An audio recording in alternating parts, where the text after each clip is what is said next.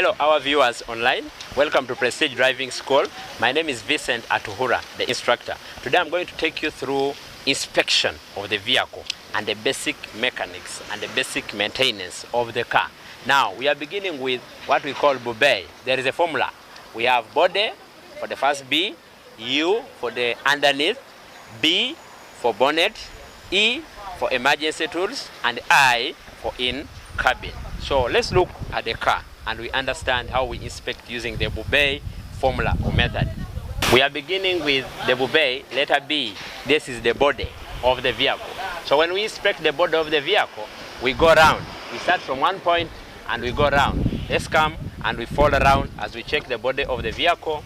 We check the tires. We ensure that these car handles are good. The body has no dents. The side mirrors are in correct position. As we go around, we check the tires. We inspect our wipers if they are safe and in good working condition. We continue seeing our lights if they are good. We check our number plate, continue checking our headlamps and the indicators if they are all well. We continue checking the side mirrors, the tires. We are checking the body basically of this car. Now we are going to inspect underneath this vehicle. We must peep down and we confirm that there is nothing under the vehicle. There is no human being, there is no animal under the vehicle, there is nothing down, which we shall knock when we begin to move. That is our letter U for underneath. Now this is the bonnet. We are looking at how to inspect the bonnet. We have several things we are going to inspect in this bonnet. When we are inspecting the bonnet, we have to make sure we inspect if the bonnet, the radiator tank has water. In the radiator tank, we open if it is not hot and we confirm there is water. And apart from water, we also confirm that we have a coolant in this water which helps as an anthrust. So there is water at the maximum level for cooling the engine. We have water. After inspecting our radiator, we make sure it is tight. Another aspect we can inspect is the battery. We have to inspect the battery. We make sure that this battery is for supplying power to the car. We make sure the terminals are tight and the water acid level is at the maximum. Now this one is not for water, it is for powder. You make sure that the green light on top is lighting. It is not in red, which means it is still strong. If it was in red, it would mean it is weak. So our battery is good for the vehicle. Then we continue moving. We go to the engine oil. When we go to the engine oil, we are supposed to inspect the oil and confirm there is the lower level and the maximum level on this dipstick. This is what we call a dipstick. We have the maximum level and the lower level. Now we wipe the dipstick. After ensuring it is clean, we put it back and we get the correct level of the engine oil. There we are. You can see the engine oil at the maximum, which means it is good to go. We put it back. The function of the engine oil is to ensure it lubricates the engine to avoid any friction. If you drive without engine oil, you can knock the engine. Just like on the water, if you drive without water in the radiator, you can burn the cylinder head gasket. So those are the inspections there. We continue to another one. We are going to the brake fluid. Now the brake fluid has the maximum level and the lower and the minimum level.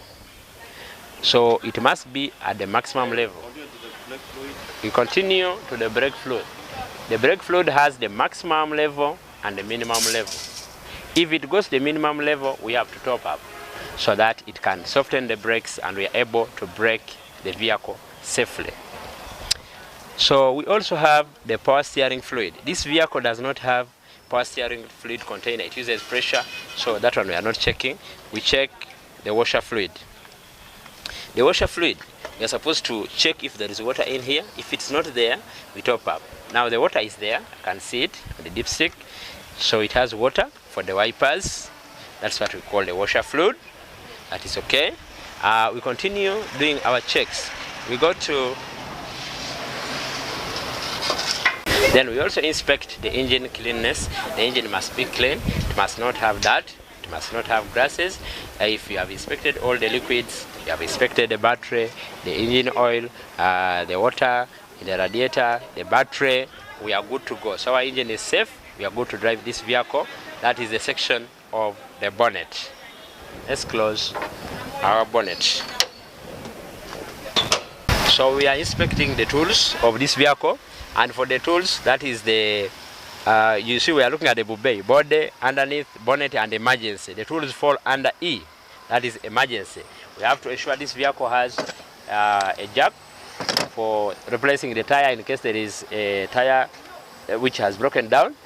Then we have to ensure that we have a wheel spanner and the lever for raising the jack. So we have to ensure that we have the tools before we begin any trip so that we are safe in case we get a problem. That is the emergency.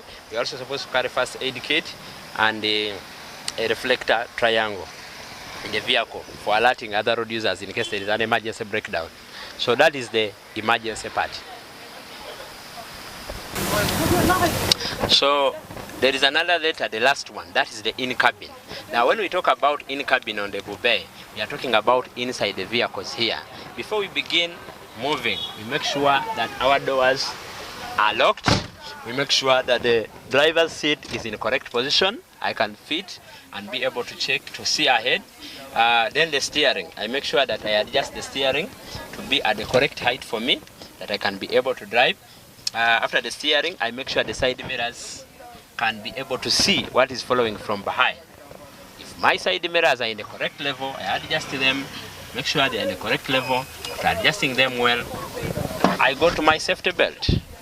After ensuring my safety belt is on and my passengers are on their safety belt, including my instructor, if I'm a student, then I'll be good to go.